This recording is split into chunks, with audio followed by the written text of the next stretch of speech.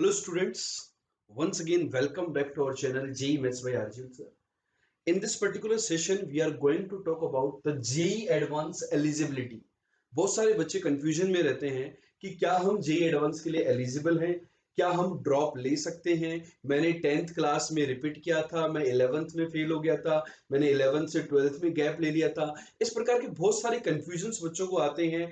मेरी कैटेगरी में रैंक इतनी थी, क्या मैं एलिजिबल हूँ। मैंने काउंसलिंग के दौरान लास्ट ईयर आईआईटी के अंदर एडमिशन ले लिया था, एनआईटी के अंदर एडमिशन ले लिया था, मैंने काउंसलिंग के अंदर पार्टिसिपेशन कर लिया था, तो क्या मैं आईआईटी का एग्जाम दे सकता हूं। पता चले मैं ड्रॉप ले लूं लेकिन मैं आईआईटी का एग्जाम ही नहीं दे सकता।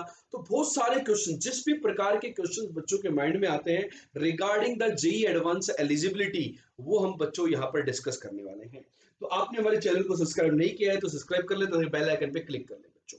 ठीक है, आपको इस वीडियो के आई बटन पे जाकर के प्लेलिस्ट मिल रही होगी जिसके अंदर हम आईआईटी के बारे में जितनी भी इंफॉर्मेशन है उनका वीडियो अपलोड करते हैं बच्चों। ठीक है बच्चों, तो बढ़ते हैं हम।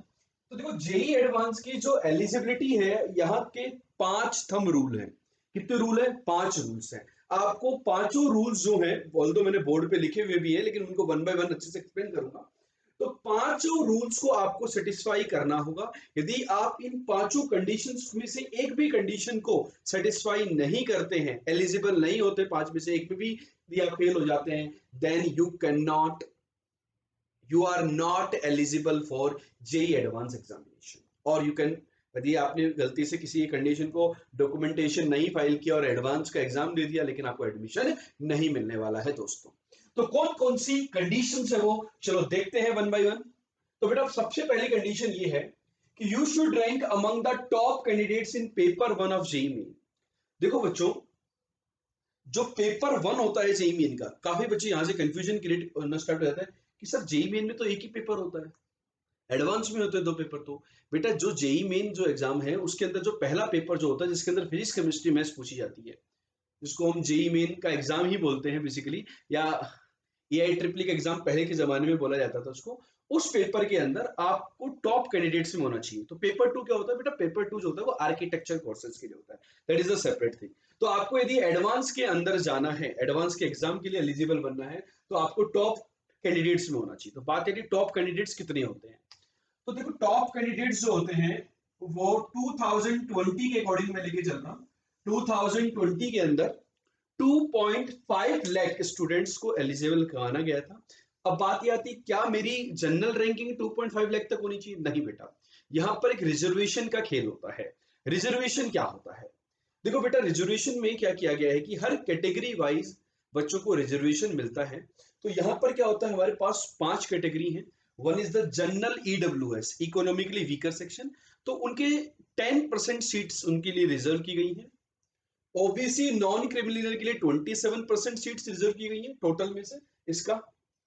एससी में 15% है, एसटी में 7.5% है। तो इनको निकाल दिया जाए तो टोटल में से जो बच जाती हैं, those are eligible for general category, normal या open to all. This is the 40.5%। ठीक है, तो ये इन रेस्पेक्टिव टॉप लिस्ट में वो होना चाहिए बच्चा, तब हम क्या कह सकते हैं कि वो जेईई एडवांस के लिए एलिजिबल है बच्चों। ठीक है, यदि कोई बच्चा पीडब्ल्यूडी कैटेगरी का है तो वो इनकी रेस्पेक्टिव कैटेगरीज में 5% उनको रिजर्वेशन है। जनरल ईडब्ल्यूएस का तो 5%, जनरल का है तो 5%, एससी का है तो एससी कैटेगरी में 5% उनको रिजर्वेशन होता है।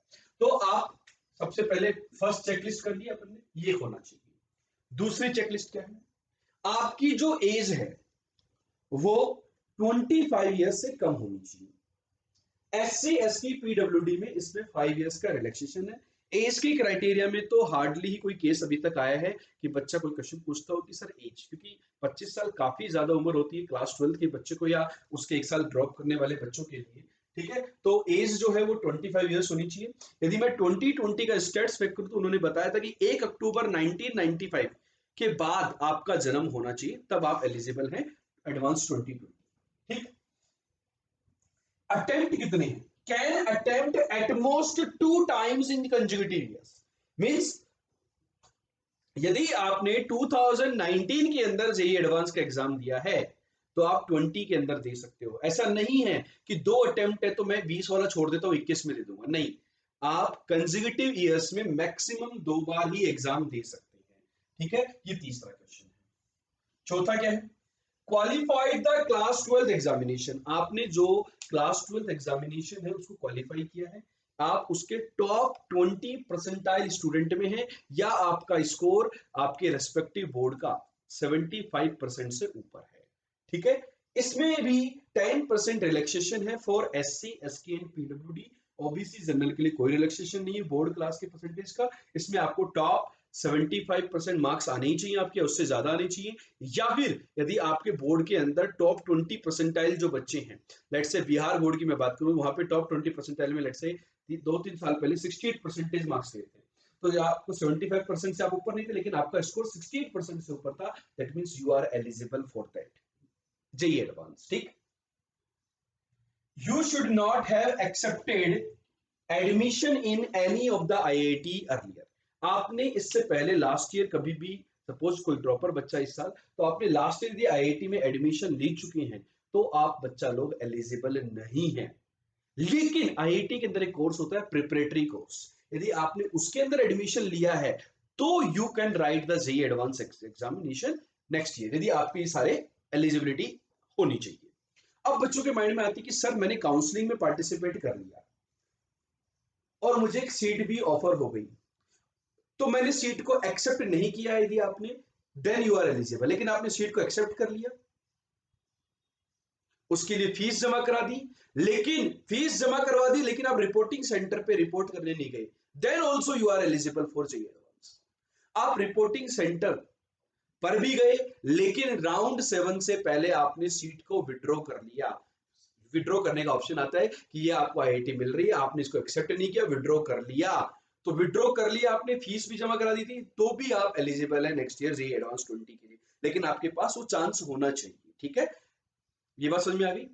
अब जो बच्चों को जो मेन कंफ्यूजन रहता है वो क्या रहता है कि मैंने क्लास 12th को एग्जामिनेशन कब मुझे क्वालिफाई करना है, तो वो जेईई एडवांस 2020 में वो लोग एलिजिबल हैं। आप इसके अकॉर्डिंग अपने अपने ईयर्स में जब भी फ्यूचर में आप लोग एग्जाम देंगे तो आप अपनी एलिजिबिलिटी कैलकुलेट कर सकते हैं। जेईई एडवांस 2020 में वो बच्चे जिन्होंने बोर्ड का एग्जाम 2020 में दिया, क्लास 12th का एग्जाम, मतलब 2019-20 सेशन था उनका एकेडमिक ईयर, और उनका एग्जाम मार्च 2020 अप्रैल 2020 में हुआ, तो वो लोग एलिजिबल हैं। वो लोग जिन्होंने बोर्ड का एग्जाम 2019 में दिया, जिनका एकेडमिक ईयर 2018-19 था, एकेडमिक ईयर क्या था 2018-19, वो लोग भी 2019 में जेईई एडवांस के लिए एलिजिबल हैं।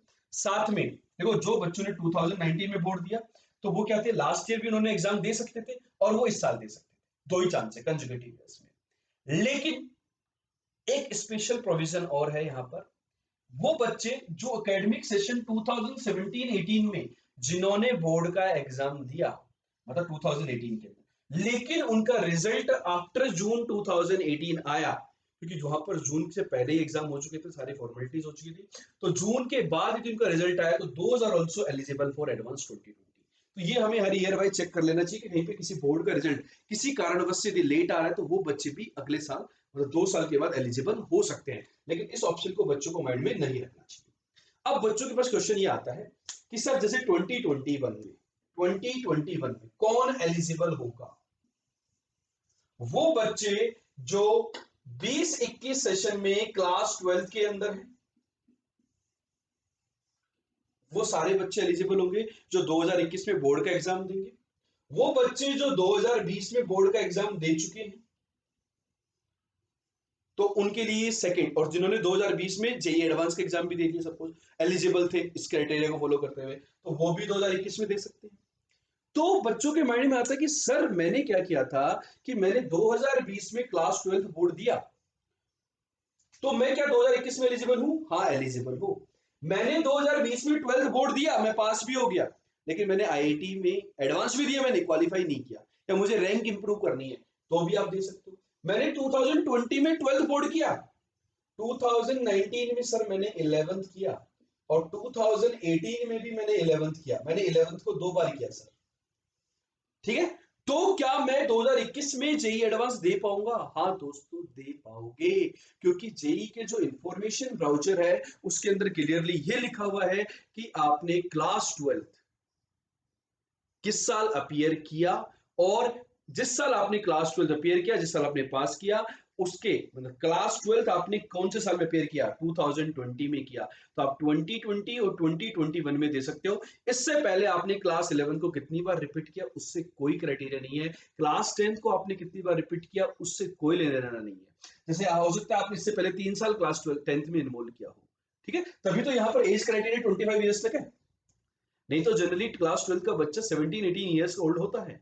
ठीक है बेटा, तो मेरी बात समझ में आई? तो 2021 के अंदर वो बच्चे एलिजिबल होंगे जिन्होंने 2020 के अंदर बोर्ड एग्जाम दिया या 2021 के अंदर बोर्ड एग्जाम देने वाले हैं क्लास 12 के। उससे पहले उन्होंने 10th कब किया, 9th कब किया, 11th कितनी बार किया, उससे किसी प्रकार का कोई लेना देना नहीं है। बस only condition is you should satisfy all this 5 criteria. तो आई होप मैंने एलिजिबिलिटी से रिलेटेड बच्चों के माइंड के अंदर जितने भी क्वेश्चंस आते हैं उनका आंसर देने की कोशिश करी है। आपके आंसर्स क्लियर किए होंगे, आपके माइंड के अंदर जो भी डाउट्स हैं आई होप मैंने उनको क्लियर कर दिया होगा। तो आपको यदि ये वीडियो और ये कंटेंट समझ में आया, पसंद लगा और आपको इन्फॉर्मेशन यूजफुल लगी, एंड डू लाइक, कमेंट करके बताइए कि आपको और किस चीज पे वीडियो चाहिए, और शेयर कर जरूर से करें वीडियो को, साथ में सब्सक्राइब और बेल आइकन पे जरूर से क्लिक करें। Bye bye, good day, all the best.